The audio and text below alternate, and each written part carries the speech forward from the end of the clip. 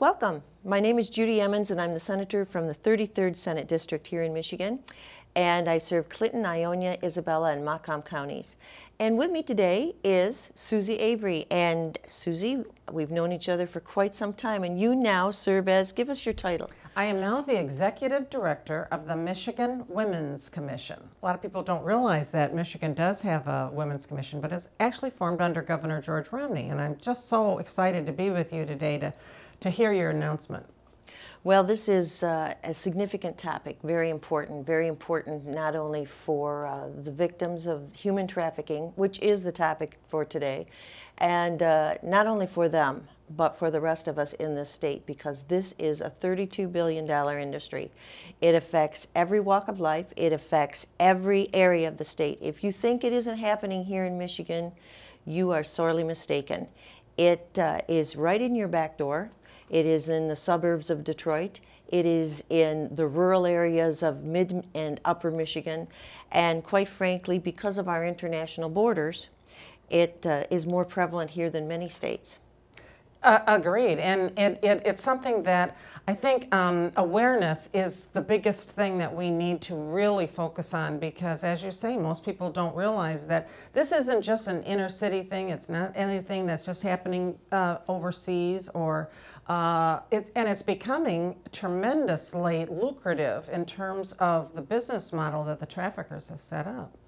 Well, it's clear, you know, when you sell a kilo of any type of drug, you make that money once. But when you're selling human beings or exploiting human beings, you make that money multiple times off from what happens to those individuals. So clearly, economics in some way, a morbid form of economics, really is a driver in this industry.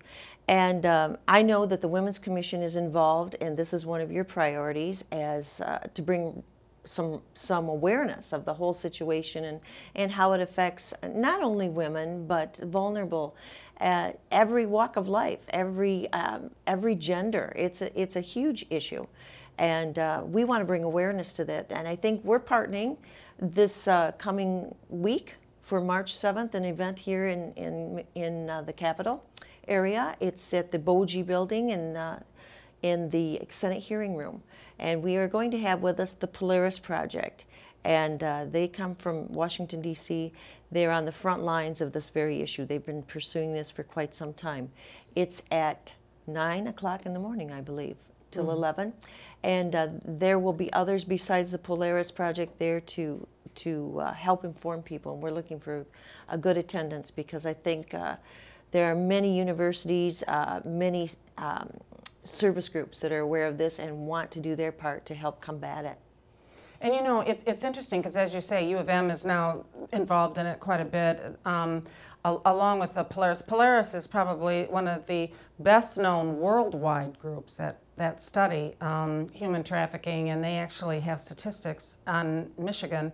And the fact that you've been able to bring them here is incredible, because they don't just come for anyone. It has to be a pretty strong request, and I think it shows the strength of you as a senator. But as you say, the Michigan Women's Commission does have this as one of our initiatives to bring awareness, especially about children that have been trafficked. Recently there was a court case in Detroit that focused on a gentleman trafficker whose street name was gruesome, but his youngest victim was an 11-year-old boy. So this is happening to little boys, little girls, as well as adults. It just doesn't involve prostitution. In a lot of cases, it involves agriculture. It has a whole wide kind of focus that we're trying to bring to Michigan residents about human trafficking. Well, it's interesting. Who would think here in 2013, here we are sitting in Lansing, and we're talking about a form of slavery that's rampant, and millions of victims involved in this. And from what I've read, I think we have identified less than 1%. And then after we've identified them, how do we address that? How do we address their needs? There are distinct symptoms of what they've been through and repercussions from that. So the whole process here, the whole project, I guess, if you will, to bring some awareness to this. It starts with that, and then, of course, the legislation that will be needed, and I can see that it will be multiple pieces of legislation needed to address this in Michigan. So I'm just excited to work with you and to be there for the event on March 7th and to welcome the Polaris Project folks. We're grateful that they're willing to come to Michigan and really illuminate this issue because, frankly, folks, I just read a scenario last night as I was doing research on this, and an incident just 20 miles from my home, and I'm in the middle of Michigan, rural Michigan, and it is everywhere, and at some point we just can't let it go on any longer. Well, you're right, and I think when we become aware, then we can become educators and be able to tell folks that we can expose the exploitation of our children and others, and actually we could save many lives that way.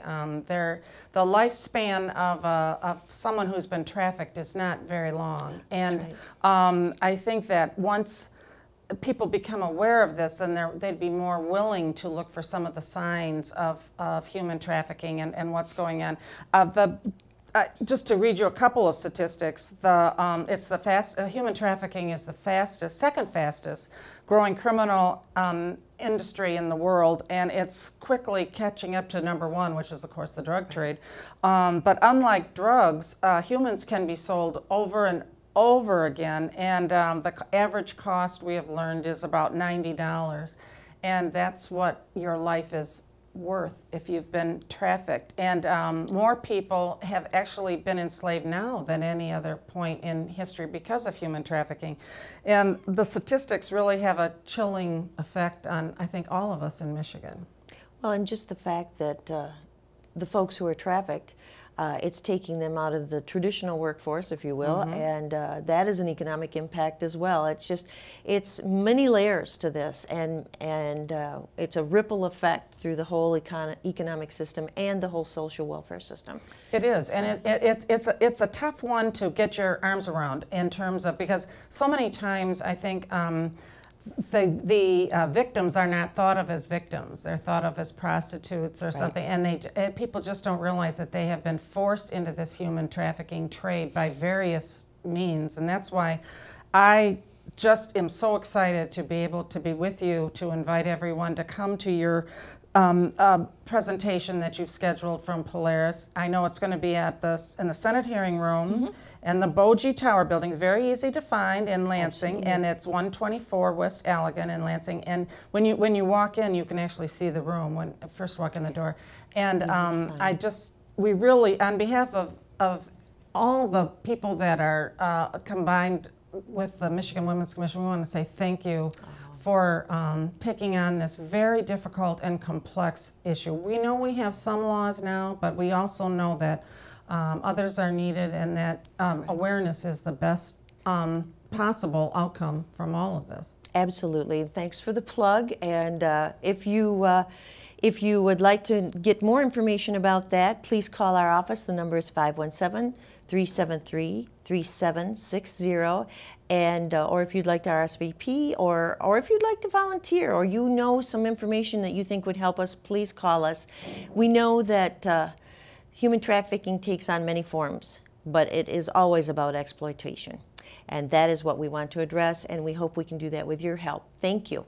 Thank you, Susie, Senator for being Emmons. here. Thank you for all your hard work on behalf of everyone who's going through this terrible, terrible criminal activity. Absolutely. Thanks for being here.